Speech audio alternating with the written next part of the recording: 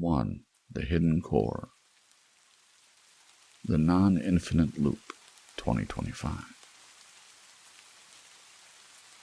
You have been watching the bookshop for 3 hours now. Watching the rain, perhaps, but that is surely incidental.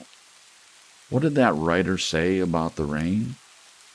Ah, fuck it, you think. Writers connect the dots. They're not forced to live between them. Like you, like Samara, you take the lessons which resonate, but you take them to the darker world of practicalities which, for better or worse, you inhabit. Really, you're watching the candle glow orange of the singular window. A perfect-sized window framing the bookkeeper like a lost classic nobody else wants to look at. The sky above the shop is a little too low, hemmed in, dirty and silver. Every so often, water pools too much in the dip in the ornate awning, and this causes a slosh to slide into the pavement and explode like a watery supernova. There is little variation between this, the bookkeeper's movements between the shelves and the counter, adjust his lamp, ornate, take regular sips from his coffee, which seems bottomless, and adjust something on the out-of-sight shelf above the counter, a clock perhaps.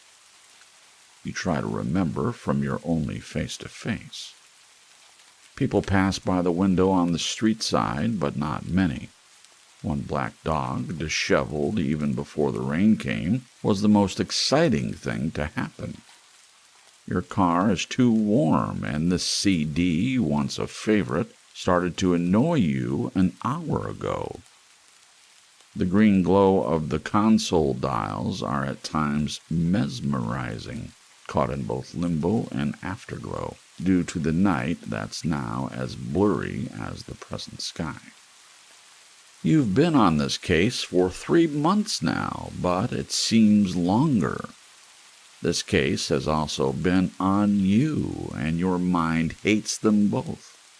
You would have liked to have dedicated more time to it, but time has been limited. In fact, you feel like time is being pulled down the cosmic drain, like the water gushing into a grate by your front tire. The doomsday clock, isn't that what they call it?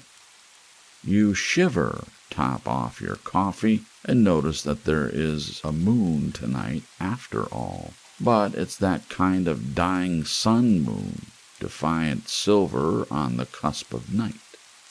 You shiver again. Now you have to ask yourself once again what the hell you actually plan to do if Samara is in that back room, or more likely the hidden antechambers in the climate-controlled book storage basement. But Teller could barely get to the back room where they keep their so-called esoterica. That's like calling a stripper an exotic dancer. At least based on the few clear shots that Teller did manage to fire off with his antiquated but handy spy cam gizmo. He thought he saw an outline cut into brick, partially obscured by books, which could be one of the so-called hidden rooms, but also said could just be a substantial settling crack. Couldn't get close enough to tell for sure. Said the whole place seemed as cracked as the bookkeeper's psyche, and the thing with hidden rooms is they tend to stay hidden, oblique, until all involved tumble into their respective void or grave. The bookkeeper has been on your radar since around the time of the Filial case on the very edge of the western part of Chinatown. They didn't really call it that anymore, but like misnamed sex workers, those things have a tendency to defy categorization and stick around. You shiver once again, a double barrel this time, and clench and unclench your fists. Did you take more thorium than you remember? You recall a double drop, followed later by another double drop, 4 in total. You suddenly realize that the car is silent, the music has stopped, but you have no idea when. You were sure you have set the CD on repeat. Since when was a loop not infinite? When a serpent finishes eating its own damn tail, that's when. Regardless, you need to make a decision here. Wait, go in, call teller, go home. Check your glove box without even thinking about it for more authorium. When you catch yourself, you check yourself and then admonish yourself. What are you thinking? Never on a case. You check your eyes in the sun visor. Wait, go in, call teller, go home. Things feel dreamlike. This whole evening has felt dreamlike. And now a flyer from the other side of the artist formerly known as Chinatown has fallen into your lap, backside up, the resultant avalanche of the overstacked box. You turn it over to see jet black etched on matte pink, forming the mysterious purple sign. Except it's not purple here, it's black. A homemade flyer for Samara and her best friend's favorite band. It represents only information or evidence you could dig up on the experimental 5-piece.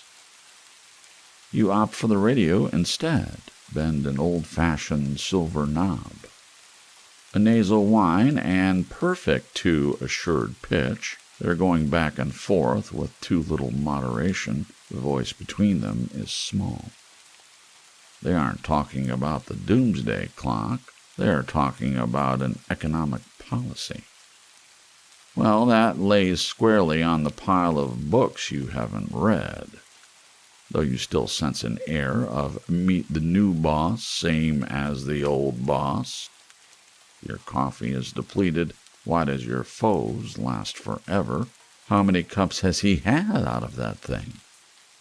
Maybe even his coffee is esoteric. You want to change the dial, but can't quite bring yourself to do it. Fear what lies on the other side.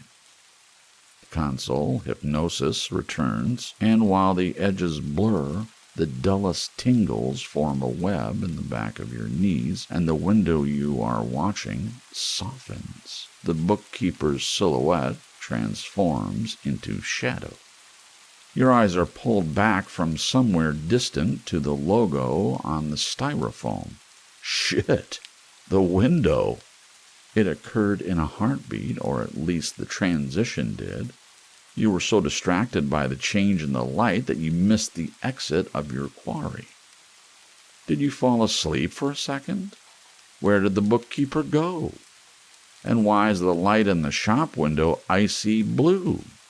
You've heard of secondary callback on prolonged doses of authorium, but didn't think you were much above the threshold. This time the shiver has evolved into something both sharper and deeper.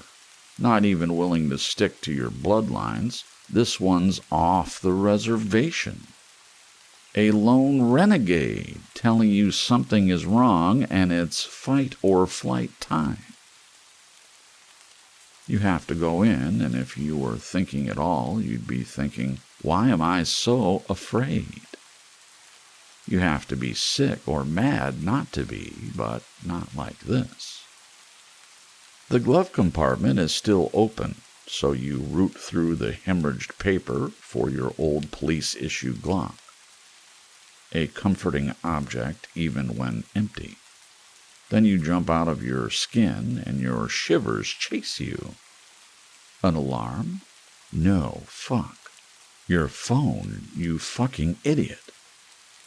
High-pitched and electronic and hiding amongst troubling flyers and expensive receipts.